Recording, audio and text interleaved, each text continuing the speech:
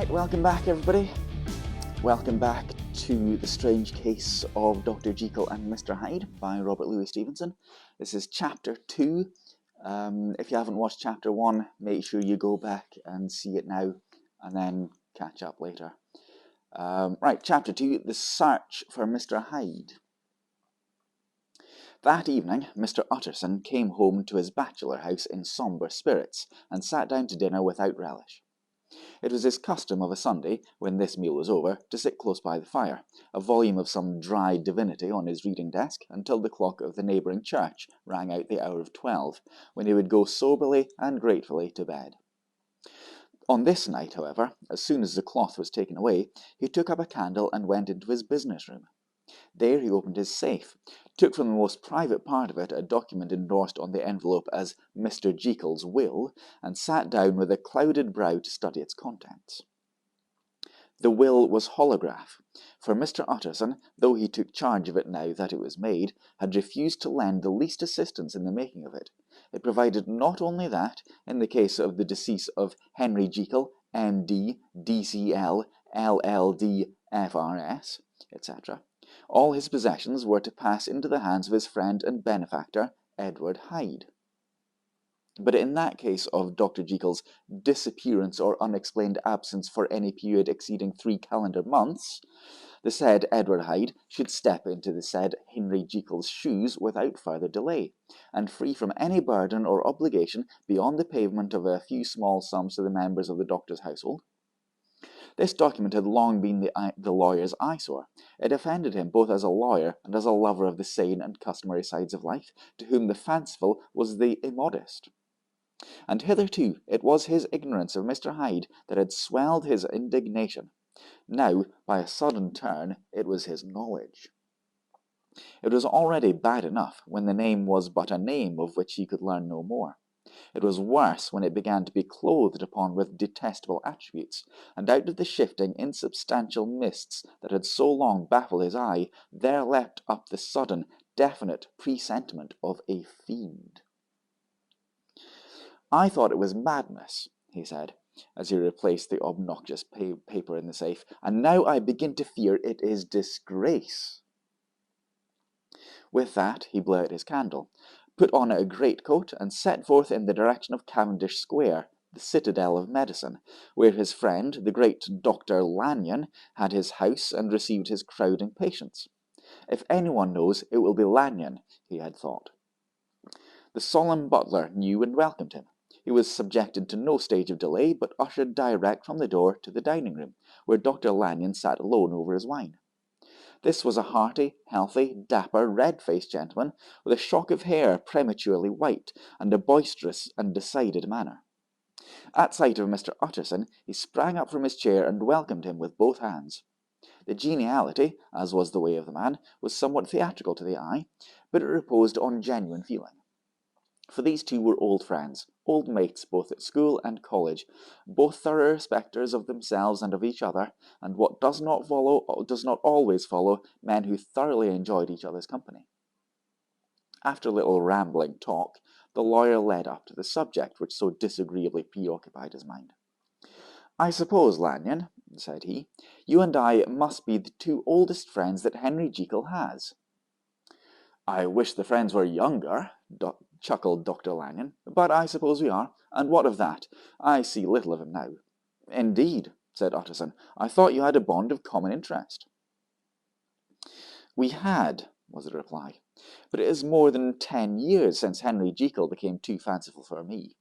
He began to go wrong in mind, and though, of course, I continue to take an interest in him for old sake's sake, as they say, I see and I have seen devilish little of the man. Such unscientific balderdash," added the doctor, flushing suddenly purple, "would have estranged Damon and Pythias." This little spirit of temper was somewhat of a relief to Mr Utterson. They have only differed on some point of science, he thought. And being a man of no scientific passions, except in the matter of conveyancing, he even added, "It is nothing worse than that." He gave his friend a few seconds to recover his composure, and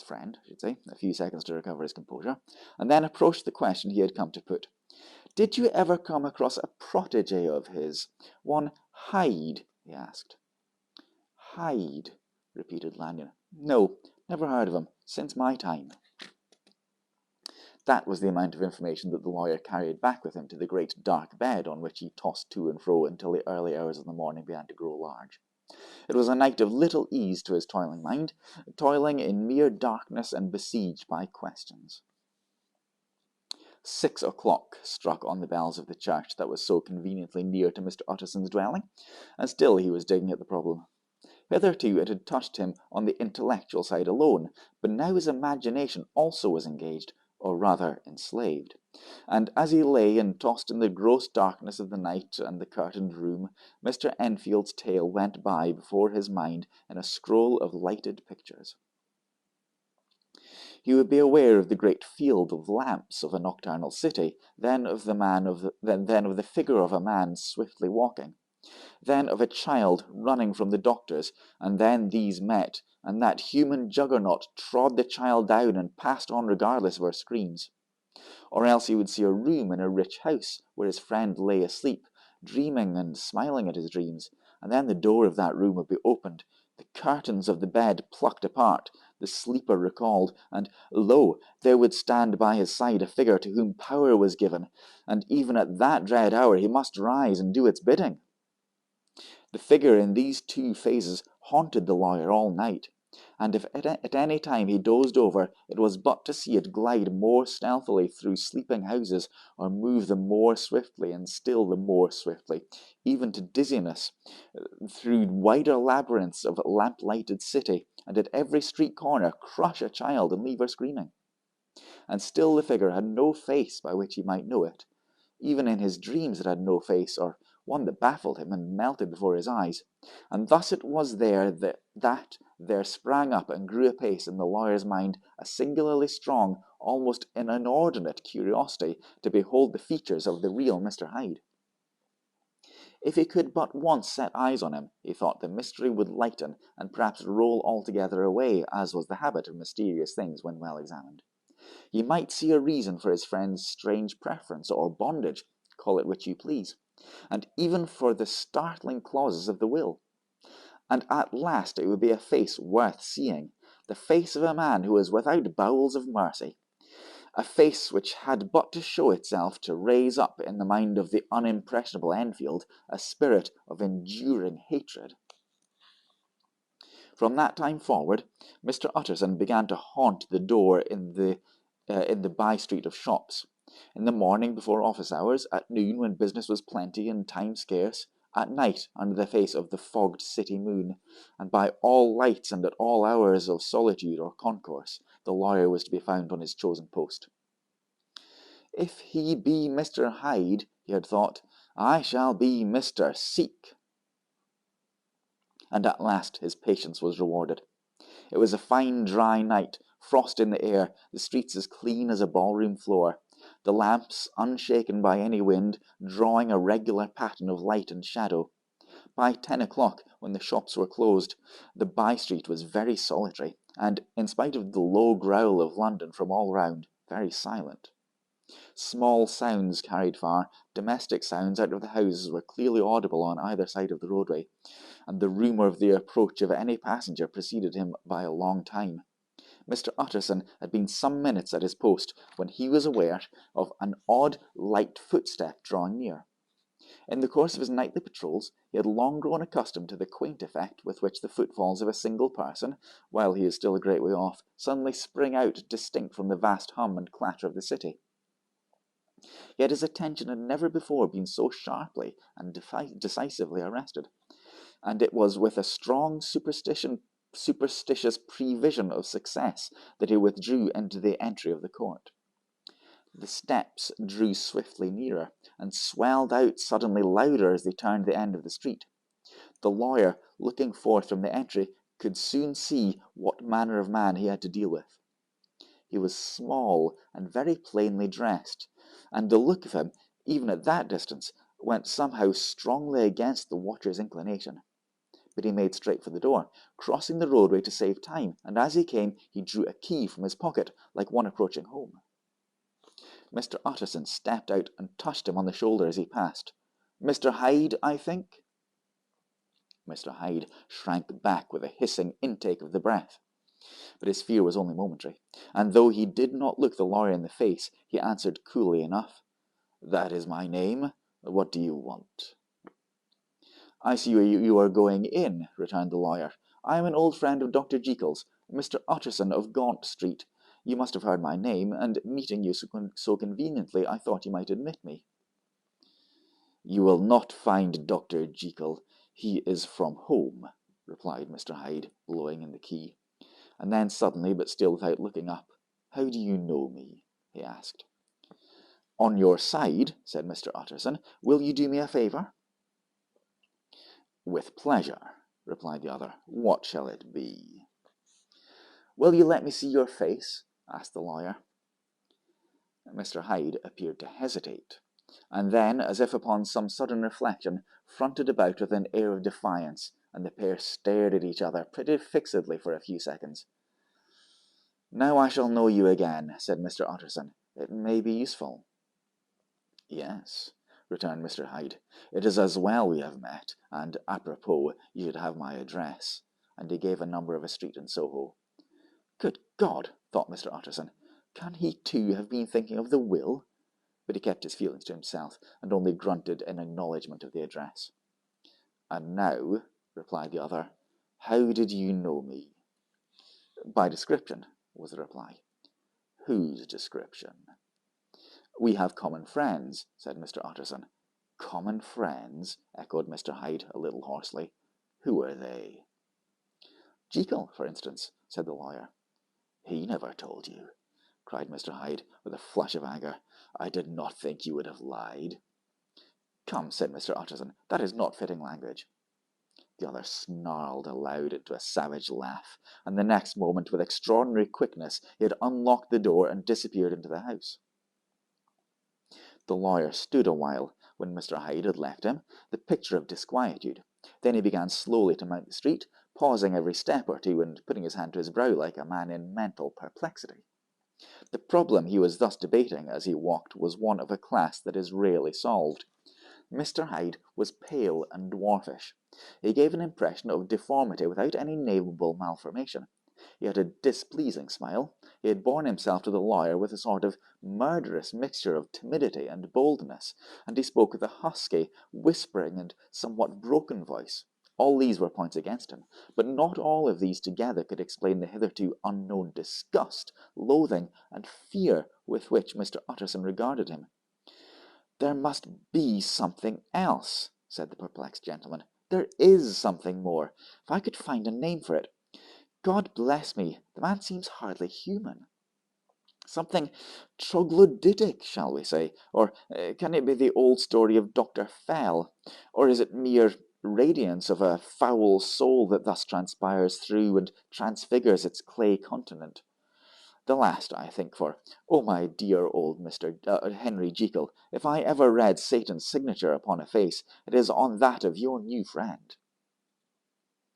Round the corner, from the by-street, there was a square of ancient handsome houses, for now the most part decayed from their high estate, and let in flats and chambers to all sorts and conditions of men, map engravers, architects, shady lawyers, and the agents of obscure enterprises. One house, however, second from the corner, was still occupied entire, and at the door of this, which wore a great air of wealth and comfort, though now it was plunged in darkness except to the fanlight, Mr. Utterson stopped and knocked. A well-dressed elderly servant opened the door. "Is Dr. Jekyll at home, Poole?" asked the lawyer. "I will see, Mr. Utterson," said Poole, admitting the visitor as he spoke into a large, low-roofed, comfortable hall, paved with flags, warmed, after the fashion of a country house, by a bright open fire, and furnished with mostly cabinets of oak. "Will you wait here by the fire, sir, or shall I give you a light in the dining room?"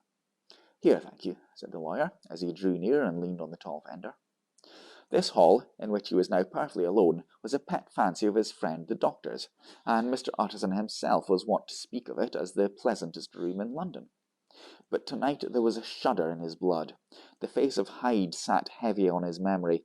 He felt, what was rare with him, a nausea and distaste of life, and in the gloom of his spirits he seemed to read a menace in the flickering of the firelight on the polished cabinets and the uneasy starting of the shadow of the roof. On the roof. He was ashamed of his relief when Poole presently returned to announce that Dr. Jekyll was gone out. "I saw Mr. Hyde go in by the old dissecting room door, Poole," he said. "Is that right, when Dr. Jekyll is from home?" "Quite right, Mr. Utterson, sir," replied the servant. "Mr. Hyde has a key." "Your master seems to repose a great deal of trust in that young man, Poole," resumed the other musingly. "Yes, sir, he do indeed," said Poole. "We have all orders to obey him." "I do not think I ever met Mr. Hyde," asked Mr. Utterson. "Oh dear no, sir, he never dines here," replied the butler. "Indeed, we see very little of him on this side of the house. He mostly comes and goes by the laboratory." "Well, good night, Poole." "Good night, Mr. Utterson." And the lawyer set out homeward with a very heavy heart. "Poor Harry Jekyll," he thought. "My mind misgives me he is in deep waters. He was wild when he was young, a long while ago to be sure, but in the law of God there is no statute of limitations. It must be that. The ghost of some old sin, the cancer of some concealed disgrace, punishment coming, pede claudo, years after memory is forgotten, and self-love condoned the fault." And the lawyer, scared by the thought, brooded a while in his own past, groping in all the corners of memory, lest by chance some jack-in-the-box of an old iniquity should leap to light there. His past was fairly blameless. Few men could read the rolls of their life with less apprehension. Yet he was humbled to the dust by the many ill things he had done, and raised up again into sober and fearful gratitude by the many that he had come so near to doing yet avoided. And then, by a return on his former subject, he conceived a spark of hope. This Mr. Hyde, if he were studied, thought he, must have secrets of his own, black secrets, by the look of him, secrets compared to which poor Jekyll's worst would be like sunshine. Things cannot continue as they are.